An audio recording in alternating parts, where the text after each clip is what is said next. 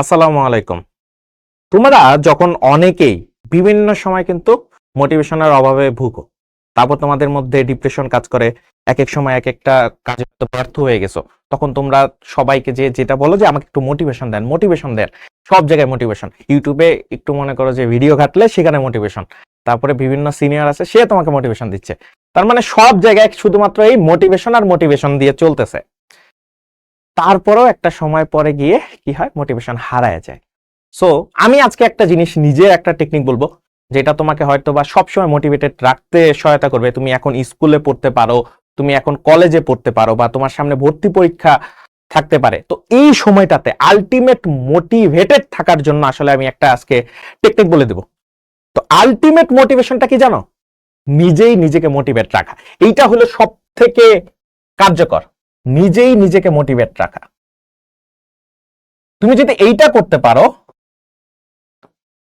তাহলে তুমি ভালো দিকে আসো। নিজেই নিজেকে মোটিভেটেড রাখা। তো এই মোটিভেটেড রাখাটা বিষয়টা কিন্তু এত সহজ না। তোমার মন খারাপ হবে, তুমি যেই কাজটা করতেছো সেই কাজটা হয়তো বা 100% হবে না। তো এই সময়টাতে তোমার মধ্যে অনেক খারাপ চিন্তা চলে আসতে পারে। তাহলে ভাইয়া এই জিনিসটা কিভাবে আমি সলভ করব?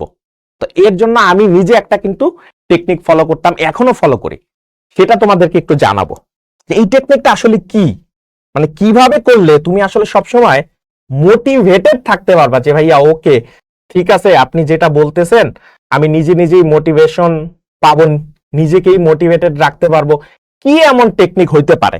তার জন্য আমি একটা কথা বলবো, বা আমি যেটা ফলো করি সেটা হলো একটা ডায়েরি মেনটেন করি। বাট এই ডায়েরিটা নর্মাল ডায়েরি না, ঠিক আছে? এটাকে আমি একটা সুন্দর নাম দিয়েছিলাম। এই নামটা দিছিলাম সুখের ডায়েরি। সুখের ডায়েরি। এখন এই সুখের ডায়েরি জিনিসটা আসলে কি?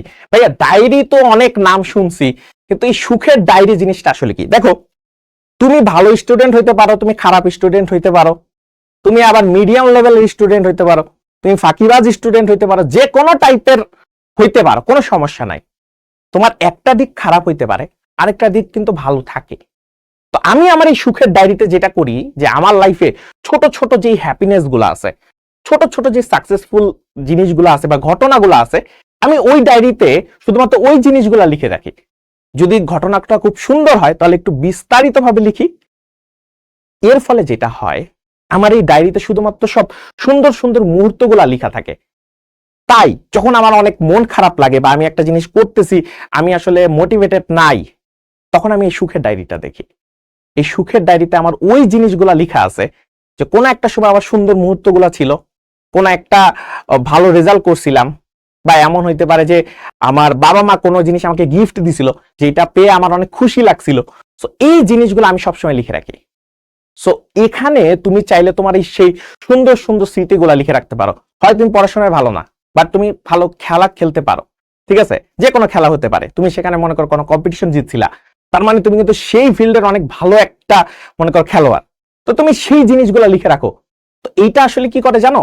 তোমাকে সেলফ মোটিভেটেড রাখতে সহায়তা করে। তোমার ওই যে সাময়িক সময়ের জন্য মন খারাপ হওয়াটা, সেই জিনিসটা কাটাইতে খুব বেশি কাজে দেয়। তোমার কাছে এখন মনে হতে পারে ভাই এই জিনিসটা তো এরকম না, আমি বলতেছি বিশ্বাস করো, তুমি এই জিনিসটা মেনটেন করো।